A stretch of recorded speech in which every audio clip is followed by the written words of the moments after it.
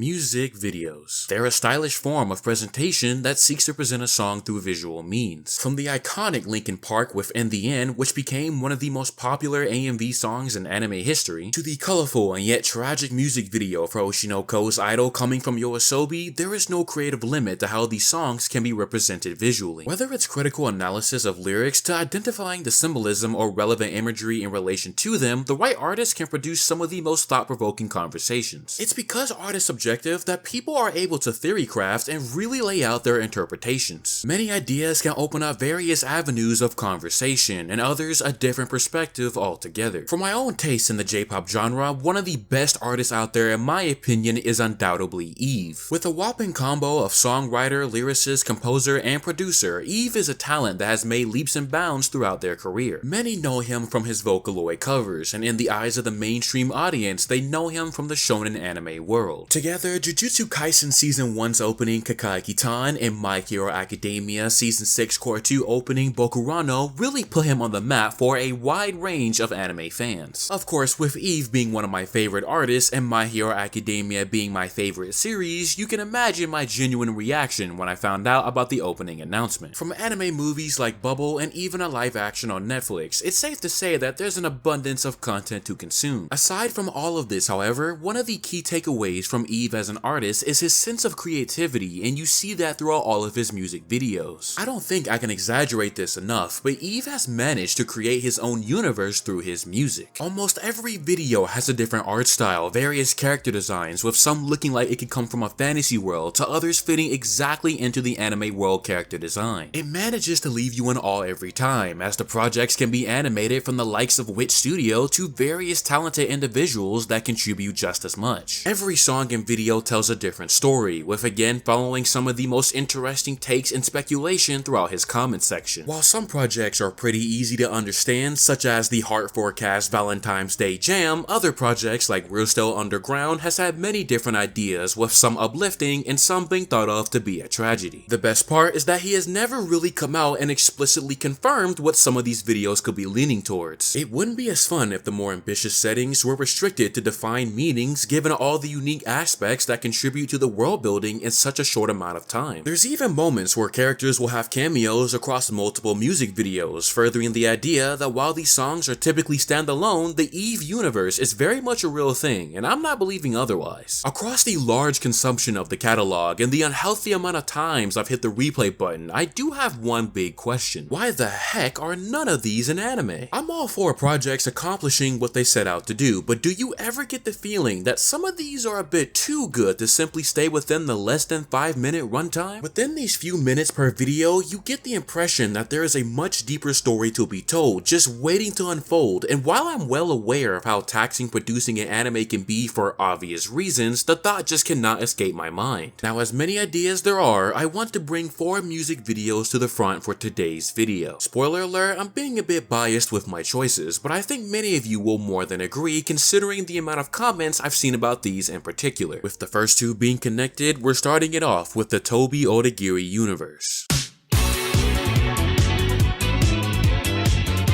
To Eat Life was the first Eve song that became one of my favorites. In this video, you have this character named Tobi traveling around in this society with a lot of creatures and monsters lurking around as if he were the one isekai'd into this world with not another regular human in sight. The entire video, he seemingly is chasing after this headless dragon, though it doesn't come easy, and we see Tobi end up having a very hard time. A huge interpretation I've seen about this video that I'm quite fond of is that the title itself is about pushing through life or consuming life, sparking change and living in the present. It's not far-fetched to say that Tobi is going through some form of change throughout the video. You tend to see some quick flashes of the design parts of the headless dragon on his body. Almost want to speculate that the headless dragon is something that is part of himself, hence why he's chasing it throughout the video while also trying to avoid being consumed by it. It's a not so easy dilemma, but it's one that has quite the jam to go along with it. Now, it's worth noting that Tobi himself is part of a manga series known as Kara no Kyoku, hence why I say that if any anything, this character has the best chance to end up in an anime of their own. There's also the manga that is the title itself, which is purely about Toby and his bag, which is actually named Baku in his pursuit of his missing brother, which could also be speculated to be the headless dragon after God knows what happened, but again, we do be speculating. While I figured the music videos would manage to live on in spirit within both mangas, this of course was surprisingly corrected with an incredible opportunity for not only Chainsaw Man's final ending, but with a music video sequel.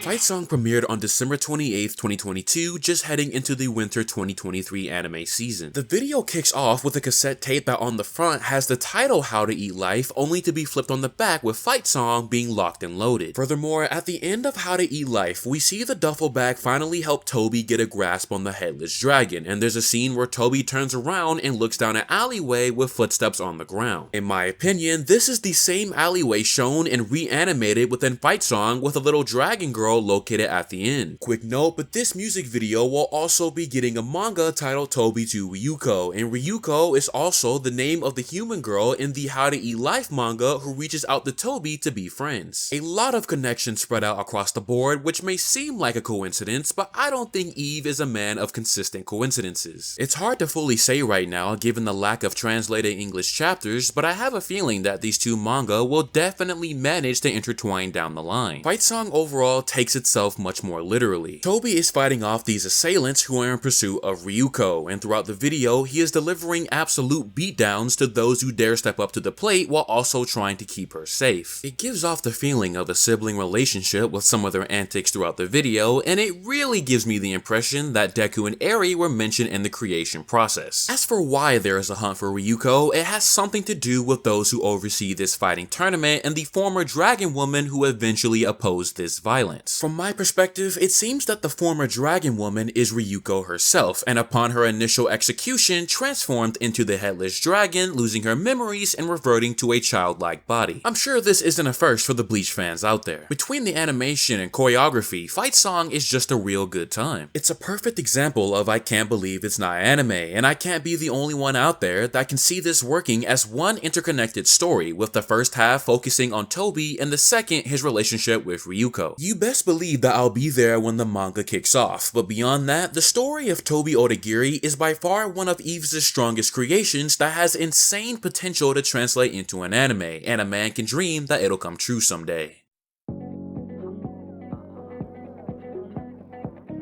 Koro-ran is like if the manga the guy I like wasn't a guy at all met Call of the Night, where it's not even subtle about how down bad the main characters are for each other, alongside the fact that it has the potential to be a peak Yuri story. The two main characters in this video I will label as Pink Girl and Blue Girl to keep it simple. Both of them are direct opposites in terms of their day-to-day lives and attire. Pink Girl is clearly more sociable, a bit more loose, and has the more positive vibes around her, while Blue Girl is pretty aggressive, plays a more solo act, and tends to have quite a bit of beef with those around her. What unites them? The club scene, which they manage to see each other in more than once. Side note, but did you ever notice this Easter egg in the bathroom referencing the Hualan music video that came shortly after this one? I bet you didn't. When Pink Girl walks in on Blue Girl once again in a fight, she's got two options. A, walk away, or B, take a risk and also get jacked up too. Thankfully, we arrive at option C, take Blue Girl and hop out the window together, which sounds like a romantic beginning straight out of a fairy tale. Yet that's exactly what it can be perceived like, as throughout the rest of the video, we see them becoming closer and closer. From hangouts and nights out together, to talking on the phone and even sharing attire. Again, not subtle about the romantic implications at all. But of course, there can't be an Eve story without something else lurking in the background. Throughout the video, you see some form of shadowy figure that follows Pink Girl, which can signify many things. In a harmless sense, I want to imagine it's a form of doubt and insecurity, which causes her to run away from not only it, but her partner as well. There's always some type of message or takeaway from an Eve song, and being afraid of getting too close or insecurity is something that can strike when things are going too well romantically. Shout out to all my self-destructive people out there. Blue Girl, however, is not having it and goes after her, leading to the, you know what, forget it. This is the most peak depiction of a sapphic relationship straight out of the textbook of Princess Bubblegum and Marceline. They say opposites attract, and that is all it comes down to at the end of the day. I've been enjoying the romance genre these days, and this music video is a perfect blueprint for a cozy slice of life life romance that quite frankly is impossible to go wrong. I am once again yearning for an anime that doesn't exist, but wouldn't it be crazy if these two weren't the only color-coded duo that plays into the visuals? Reason for Being is my favorite Eve song till this day. I mean, it's literally in my Twitter bio. The amount of times I've replayed this song might warrant me to be in a mental asylum, but the music video alone is worth the watch. This is one of the coolest examples of a music video that looks like an actual anime episode, as it is directed by Ryu Nakayama, who is the former director of Chainsaw Man. Mai Oniyama is also a major contributor to this music video, being the character designer working on the likes of Cyberpunk Edgerunners. Notably, both of these individuals have worked on 2013's Kill la Kill, which in my opinion is the biggest influence on this video. The main characters of this video are two girls who bear the red and blue color scheme, just like Kill la Kill had the red and blue split with the siblings. I may be on max copium, but Eve, if you ever see this video, I need to know, was Kill la Kill an influence? Because I refuse to believe it wasn't. The music video starts with our protagonist waking up and going through what seems to be a very monotonous city. A color scheme that implies a dull existence, a lack of a reason to be. You see people with no faces going about their daily work days, representing the disconnect with reality as she navigates throughout the city in search of that reason. It wasn't until she caught a glimpse of our blue girl that she managed to finally find something worth pursuing. Little did she know, her pursuit of this unknown character would allow her to step into an alternate world, but in setting with brighter colors and even appearance with a glowing red eye and attire outfitted with black wings. As the video goes on, you begin to recognize that this is a cycle, one that occurs